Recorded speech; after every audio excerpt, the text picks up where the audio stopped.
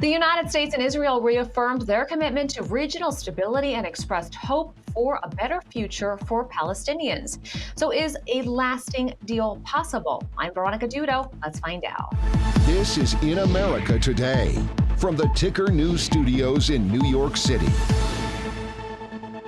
Israeli Prime Minister Benjamin Netanyahu traveled to the United States for a high-profile meeting at the White House. During the meeting, he announced that he nominated President Donald Trump for the Nobel Peace Prize, citing his role in advancing Middle East peace efforts. The two leaders discussed a possible 60-day ceasefire in Gaza as indirect talks between Israel and Hamas gain traction in Qatar.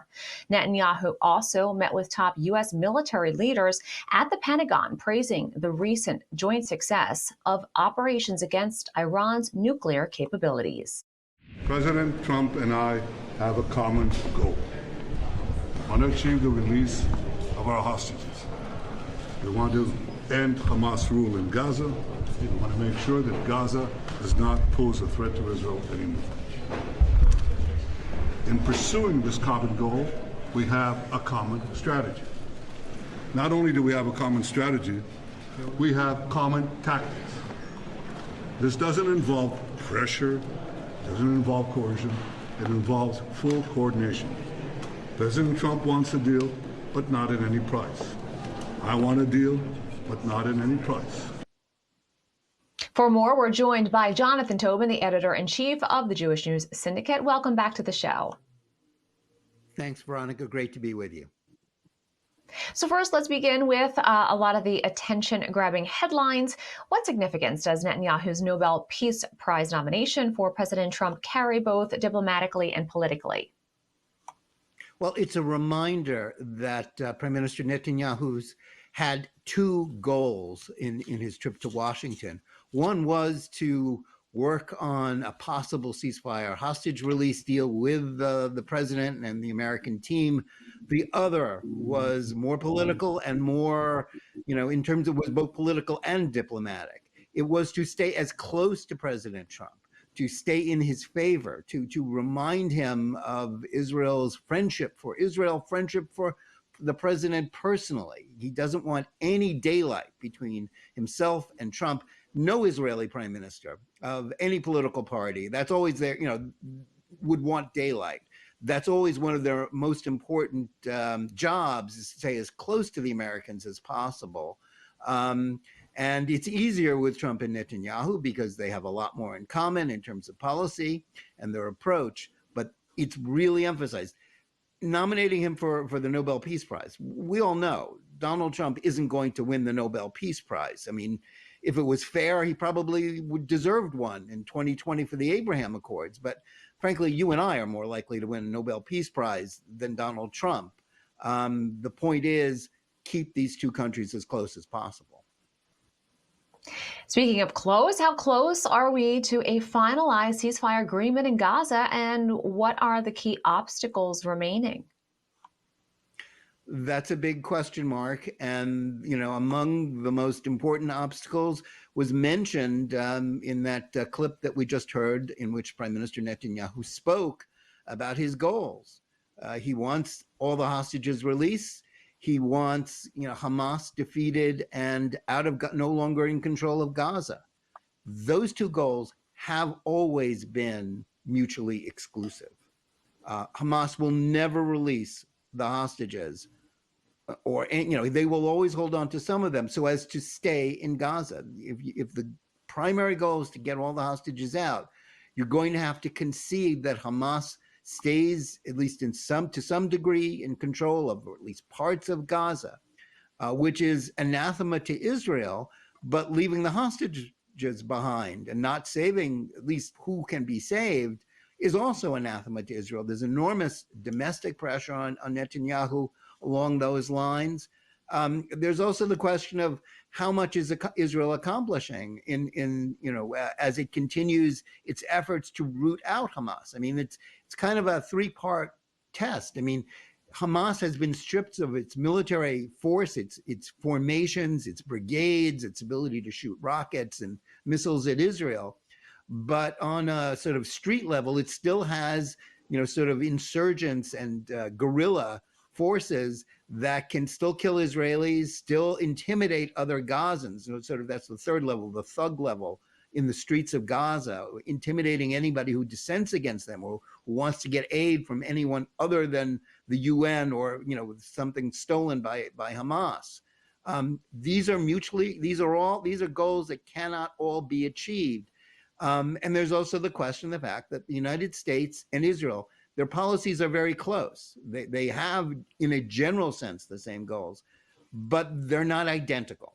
President Trump is far more interested in getting a deal that he can proclaim as yet another victory for him, another sign that he's a peacemaker. He wants to move on to expanding the Abraham Accords, whether that's really possible or not.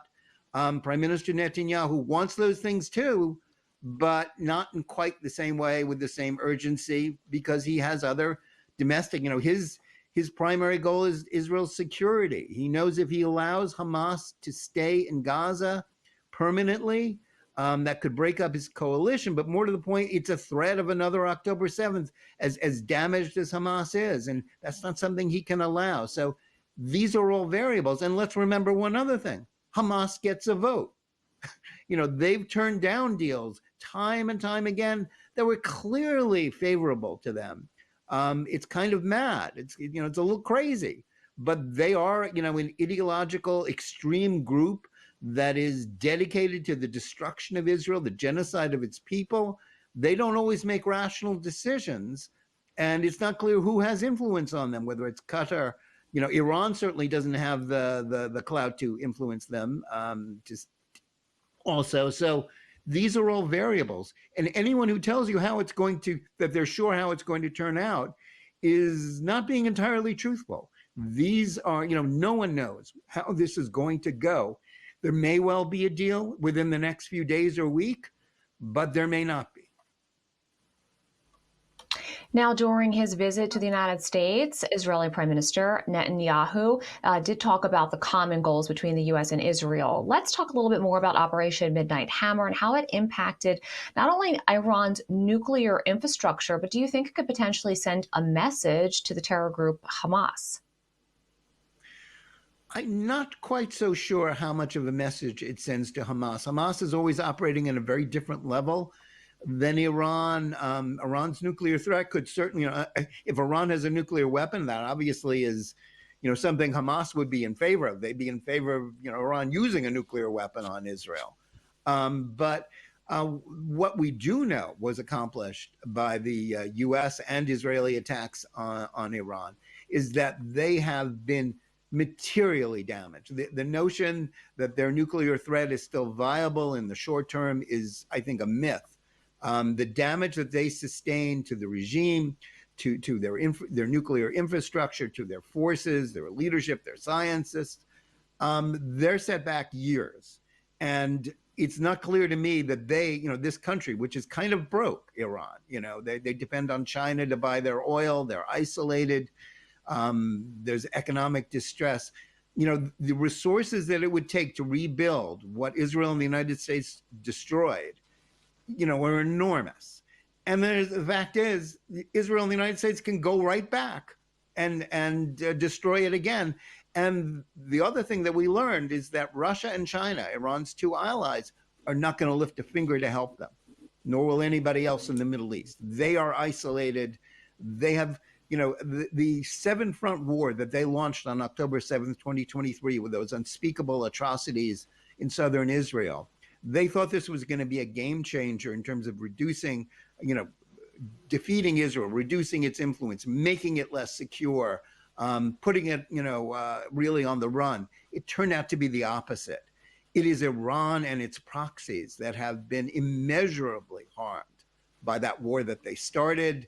And the question is, at what point does Iran throw in the towel? Ideologically, like Hamas, they're dedicated to this war on the West, the war on the U.S., the war on Israel. I'm sure as long as the regime is in power, they'll be pursuing it. They'll be supporting terrorism. But the idea that their nuclear threat is going to be revived, I think that's probably wishful thinking on the part of people who don't like Israel. Now, with about a minute left, we do know President Trump has big plans for the Middle East. He does want to see peace. Of course, he had that early visit in the beginning stages of his presidency. Are we seeing a new Middle East taking shape? I think it's a Middle East in which the United States has more clout. Iran, again, immeasurably reduced. Could it lead to an expanded Abraham Accords with more countries recognizing and having trade with Israel? Maybe.